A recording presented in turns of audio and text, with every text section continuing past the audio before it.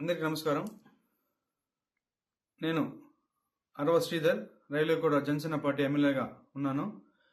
ఈరోజు మార్నింగ్ నుంచి ఏదైతే నా మీద తప్పుడు ప్రచారం, అదేవిధంగా తప్పుడు ఫేక్ డీప్ వీడియోలు ప్రచారం చేస్తున్నారో దానికి నేను సూటిగా వాళ్ళనే క్వశ్చన్ అడుగుతున్నాను. నేను 2021 నుంచి సర్పంచ్గా 3 years కంటిన్యూగా సర్పంచ్గా పనిచేశాను. సర్పంచ్గా పనిచేసేటప్పుడు నా విలేజ్లో కావచ్చు, లేకపోతే పక్క పంచాయతీలు కావచ్చు, మండలంలో కావచ్చు, ఏ రోజైనా శ్రీధర్ ఇలాంటి తప్పులు చేస్తాడు, శ్రీధర్ పలానా తప్పులు చేస్తాడు, తప్పుడు వ్యక్తి అని నిరూపించండి. అదేవిధంగా ఈరోజు మా జనసేన పార్టీ అధ్యక్షులు శ్రీ గౌరవ ఉప ముఖ్యమంత్రి కళ్యాణ్ సార్ దగ్గర ఆయన అడుగుజాల్లో నడుస్తూ ఆయన పనితీరుపై దృష్టి పెట్టి ఆయన ఎట్లయితే ప్రజలకు సేవ చేస్తున్నారో అంతటికన్నా కొంచెం ఆయన దాంట్లో 1% ప్రజలకు సేవ చేస్తూ నా రైల్వేకోట నియోజకవర్గంలో నేను పని చేస్తుంటే నాపైనే ఈ విధంగా దుష్ప్రచారం స్టార్ట్ చేయడం జరిగింది. ఏదైతే నేను ఈ videos fake deep videos morning నుంచి ఫేక్ అని చెప్తున్నారో దానికి నేను సూటిగా మరొకసారి వాళ్ళని అడుగుతున్నాను. ఈ 1.5 year నుంచి నేను చేశా అంటున్నారు కదా, నేను లాస్ట్ 6 months నుంచి నన్ను ఇట్లే హరాస్మెంట్ చేస్తూ ఉంటే మా అమ్మ పోయి పోలీస్ కంప్లైంట్ కూడా ఇచ్చింది. కావున దానికి కూడా మళ్ళీ కూడా నేను దీని వెనక ఎవరున్నారు, ఎవరైతే ఈ వాంటెడ్గా చేస్తున్నారో కూడా నేను చట్టపరంగా కోర్టు నుంచే ఎట్లయితే దానికి తగిన చర్యలు తీసుకోవాలో అదేవిధంగా చర్యలు తీసుకొని భారతదేశపు తొలి గ్రీన్ అమోనియా ప్లాంట్లో ఈ తొలి ప్రధాన పరికరాల స్థాపన కార్యక్రమానికి విచ్చేసిన గౌరవ ముఖ్యమంత్రి వర్యులు, విజనరీ లీడర్ శ్రీ నారా చంద్రబాబు నాయుడు గారికి నా హృదయపూర్వక నమస్కారాలు. భారతీయ జనతా పార్టీ రాష్ట్ర అధ్యక్షులు పివిఎన్ మాధవ్ గారికి నా హృదయపూర్వక నమస్కారాలు. Founder and group chairman AM green ammonia private limited Shri Chalamalasetti Anil Kumar garu, అలాగే వారి పార్ట్నర్ శ్రీ మహేష్ కొల్లి గారికి, ఈ కార్యక్రమానికి విచ్చేసిన మంత్రివర్గ సహచరులు, గౌరవ రాజ్యసభ శాసనసభ్యులు, గౌరవ లోక్సభ సభ్యులు, గౌరవ శాసనసభ్యులందరికీ మనస్ఫూర్తిగా నా హృదయపూర్వక నమస్కారాలు.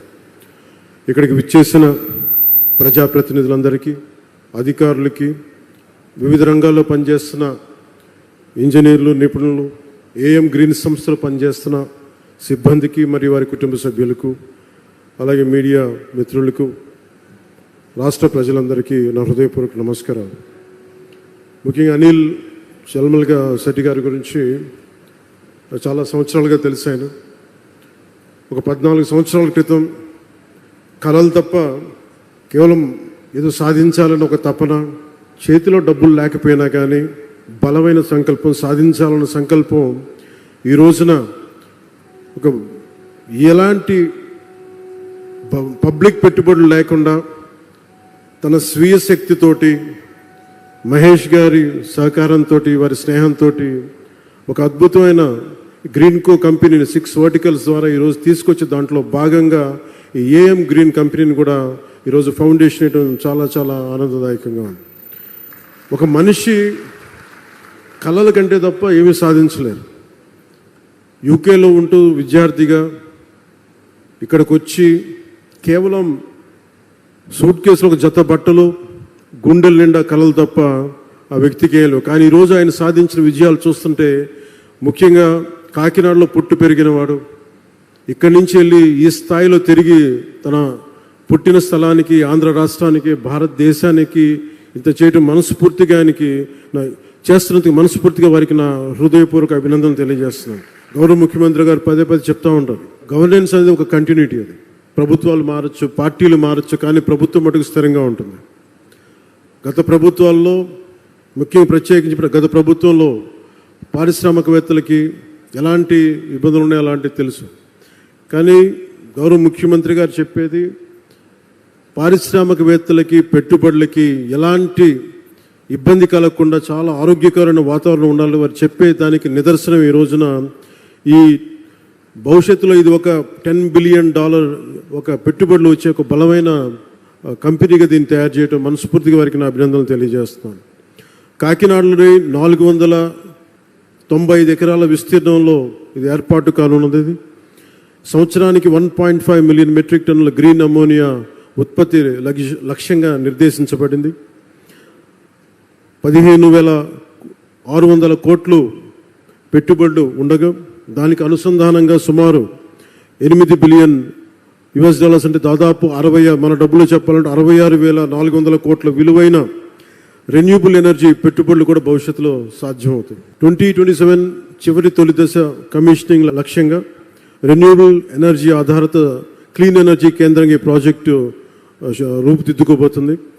ఈ నిర్మాణ దశలో మొన్న మధ్యన మాట్లాడుకుంటూ ఉంటే అనిల్ గారితో ఎంతమందికి ఉపాధి కల్పిస్తుంది అని అంటే, నిర్మాణ దశలో దాదాపు 8,000 మందికి, అలాగే ఆపరేషన్ దశలో దాదాపు 1,500 మందికి ప్రత్యక్ష ఉపాధి, పరోక్షంగా దీన్ని ఆధారం చేసుకుని కొన్ని వేల మందికి దీర్ఘకాల ఉపాధి అవకాశాలు సృష్టించే ప్రాజెక్టు మనస్ఫూర్తిగా విజయవంతం కావాలని దీనికి వ్యవస్థాపకులైన చైర్మన్ శ్రీ చలమలశెట్టి అనిల్ గారికి, మహేష్ గారికి మనస్ఫూర్తిగా నా శుభాకాంక్షలు తెలియజేస్తాను.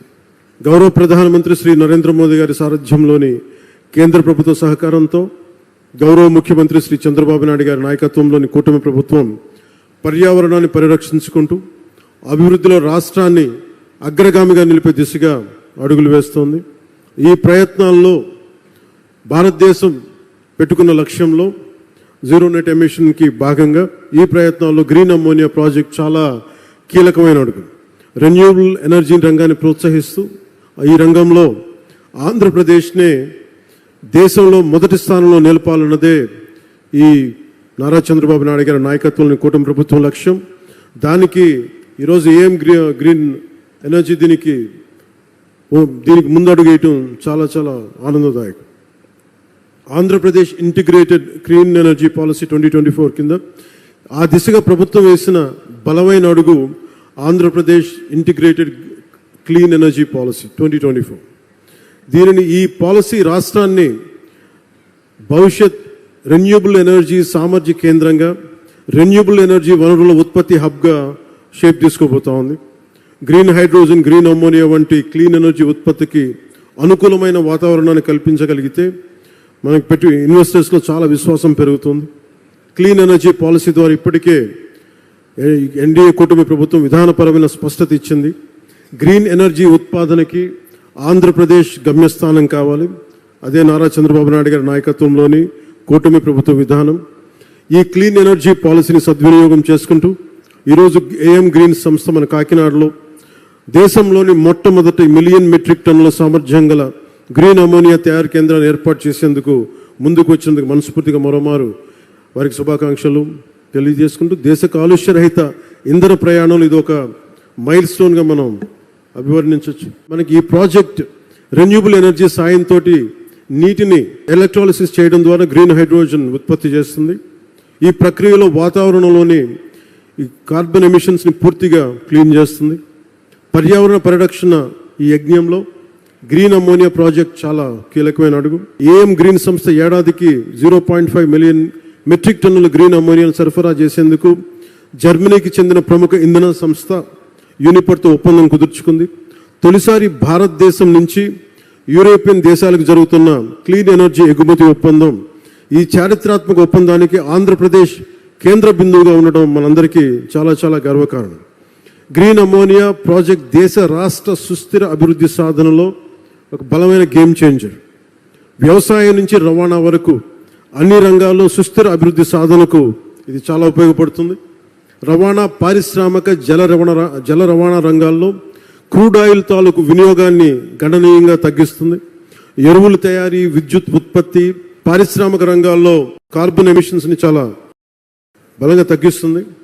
దీర్ఘకాలికంగా దీనికి వచ్చే ఉపయోగాలు క్రూడ్ ఆయిల్ ప్రమేయం లేకుండా ఎరువులు తయారు చేయటం, ఫార్మా, రసాయన, ప్లాస్టిక్ ఆధారిత పరిశ్రమల్లో ముడి పదార్థంగా గ్రీన్ అమ్మోనియా ఉపయోగపడుతుంది. దీంతోపాటు వాతావరణంలో కార్బన్ ఎమిషన్స్ని తగ్గించడం ద్వారా 1 సెంటీగ్రేడ్ మార్పు వచ్చినా కానీ చాలా బలమైన మార్పు తీసుకుంటుంది. ఉదాహరణకి ఎందుకు వీళ్ళందరూ మన అందరికీ సగటు మనిషికి అర్థం కావడానికి చెప్తున్నాను. మనకి పిఠాపురంలో చూశారు, సముద్రం ముందుకు వచ్చేస్తూ ఉంటుంది.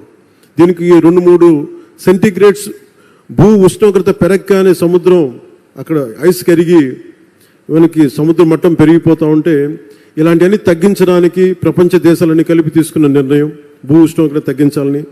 దానికి ఈ క్రూడ్ ఆయిల్ ప్రమేయం లేకుండా ఎలాంటి ఆల్టర్నేటివ్ ఎనర్జీస్ తయారు చేయాలి, గ్రీన్ ఎనర్జీ ఎలా తయారు చేయాలి, దాంట్లో భాగంగానే ఇవన్నీ స్టార్ట్ అవుతుంది. గ్రీన్ అమోనియా ప్రాజెక్టు స్టార్ట్ అయింది ఇక్కడ. దీనివల్ల రాష్ట్రానికి ఎన్నో దీర్ఘకాలిక లాభాలు కలిగి ఉన్నాయి. విద్యుత్ రంగం సంక్షోభం నుంచి పెట్టుబడిదారుల విశ్వాసం దిశగా ఇది ముందుకెళ్తుంది. గత ప్రభుత్వం పాలనలో వచ్చినప్పుడు మీకు తెలుసు, 2 నెలల్లోనే పవర్ పర్చేస్ అగ్రిమెంట్స్ రద్దు చేసి పునఃసమీక్ష పేరుతో విద్యుత్ రంగాన్ని సంక్షోభంలోకి నెట్టేశారు.